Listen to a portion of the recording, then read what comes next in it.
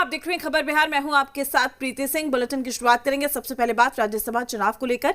बिहार में राज्यसभा चुनाव को लेकर सियासी हलचल भी तेज हो गई है। 4 सीटों पर एनडीए को आसानी से जीत मिल जाएगी, लेकिन 5वीं सीट को लेकर प्रदेश का सियासी पारा चढ़ा हुआ है। इस सीट को लेकर एनडीए और महागठबंधन के बीच में खेमेबंदी जारी है और इसी कड़ी में आज एनडीए विधायक दल की बैठक बुलाई गई है। उपेंद्र कुशवाहा की अध्यक्षता में यह बैठक आज शाम के 6 बजे होगी, जिसमें कि एनडीए के कई विधायक और बड़े नेता शामिल होंगे।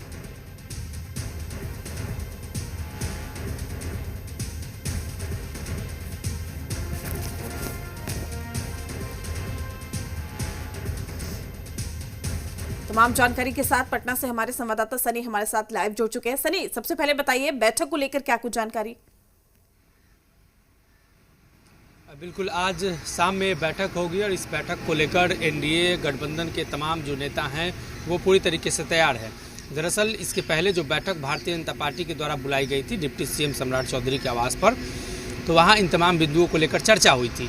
तो वहीं अब ये जो दूसरी बैठक है वो अब राष्ट्रीय लोक मोर्चा के द्वारा बुलाई गई है और वहाँ पर तमाम विधायक पहुँचेंगे, जहाँ पर कैसे वोटिंग करना है और ख़ास तौर पर ऐसी परिस्थिति में जब एनडीए को 3 अतिरिक्त वोट की ज़रूरत है और वो वोट महागठबंधन खेमे या ये कह सकते हैं कि एनडीए के अलावा जो विधायक हैं अगर उनकी तरफ से मिलेगा तभी पूरा हो पाएगा। तो 4 सीटों का समीकरण तो पूरा हो जा रहा है, लेकिन एक सीट जहां एनडीए गठबंधन के पास 3 वोटों की कमी है और उसको लेकर लगातार एनडीए गठबंधन रणनीति बना रही है कि किस तरीके से विपक्षी दल के जो विधायक हैं वो हमारे पाले में आएँ और वो कैसे वोटिंग करते हैं। हालांकि इसमें गुप्त वोटिंग होगी तो क्रॉस वोटिंग की आशंका काफ़ी रहती है, तो इसको लेकर लगातार प्रयास है। वहीं दूसरी तरफ महागठबंधन का भी प्रयास है।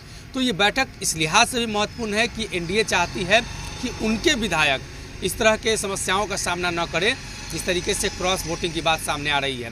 तो इसी को लेकर विधायक को अपने कॉन्फिडेंस में रखना, उनको इस बात की जानकारी देना कैसे वोट करना है, प्रथम वरीयता, दूसरे वरीयता, इन तमाम चीज़ों को लेकर तमाम विधायकों को एक विस्तृत ब्रीफ की जाएगी। और दरअसल ये बैठक इस लिहाज से भी महत्वपूर्ण है कि आने वाले दिनों की रणनीति एनडीए की क्या होगी।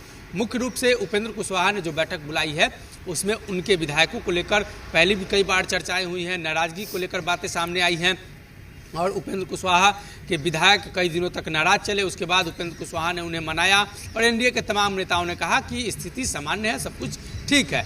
तो ऐसी परिस्थिति में वो तमाम विधायक रहेंगे और एनडीए के तमाम जो शीर्ष नेता, वरीय नेता रहेंगे वो इस बात को लेकर चर्चा करेंगे। इसके अलावा कल भी एक बैठक होनी है जनता दल यूनाइटेड की ओर से, यानी एनडीए के जो प्रमुख दल हैं और जिनकी ओर से राज्यसभा में उम्मीदवारी दी गई है, भारतीय जनता पार्टी की तरफ से 2 और जदयू की तरफ से 2 और राष्ट्रीय लोक मोर्चा की ओर से उपेंद्र कुशवाहा 1, तो तीनों पार्टी के द्वारा बैठक बुलाई गई है और अपने अपने तरीके से वो तमाम नेताओं को इस बात की जानकारी देंगे। एनडीए के बाकी बचे सहयोगी दलों के सामने इस तरह की समस्या नहीं है, इसलिए कि उनके प्रत्याशी नहीं है, लेकिन एनडीए को मजबूत रखना है, इस लिहाज से वो काम करेंगे।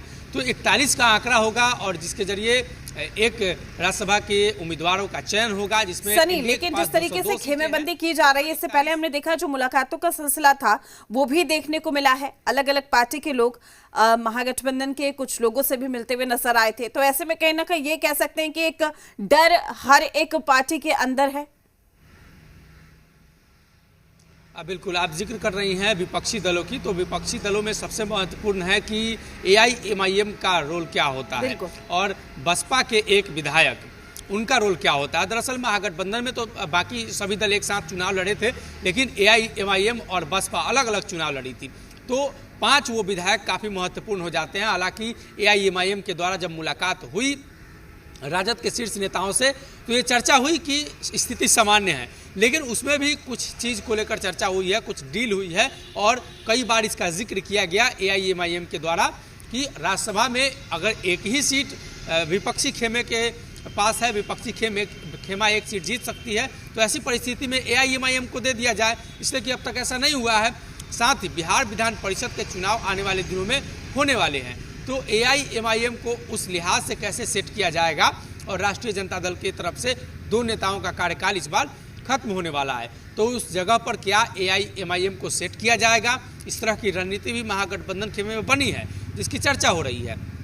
तो इंतजार करना होगा कि महागठबंधन की ओर से जब ये घेराबंदी की जा रही है और महागठबंधन की ओर से इस बात को लेकर भी आशंका जताई जा रही है कि जो तमाम विपक्षी दल हैं एनडीए को छोड़कर, चाहे वो चुनाव अलग लड़े हों या साथ लड़े हों, लेकिन भाजपा को हराने के लिए वो सभी साथ आएंगे, लेकिन कुछ शर्तों पर साथ आएंगे।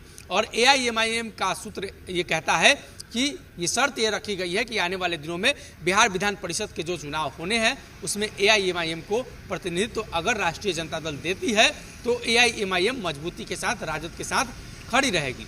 एडी सिंह उम्मीदवार हैं, इसको लेकर चर्चा राष्ट्रीय जनता दल ने पहले ही की है। तो आने वाले दिनों की राजद की रणनीति क्या होगी वो देखना होगा। लेकिन अभी की जो परिस्थिति है उस परिस्थिति में राष्ट्रीय जनता दल एक सीट को लेकर काफी आश्वस्त है, काफी मजबूत है।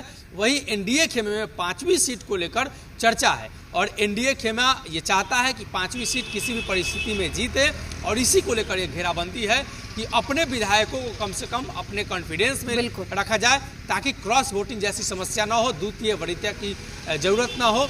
और जो हमारे विधायक हैं अगर वो मजबूती के साथ खड़े रहेंगे तो विपक्षी दल के 3 और 4 जो विधायक की जरूरत है तो ऐसी परिस्थिति में उनसे कंसल्ट किया जाएगा, उनसे ठीक है सनी। और महज 1 से 2 दिन का वक्त है, सोमवार तक तस्वीरें भी पूरी तरीके से साफ हो जाएगी। शुक्रिया आपका तमाम जानकारी साझा करने के लिए। अपडेट हम आपसे लेते रहेंगे। बिहार में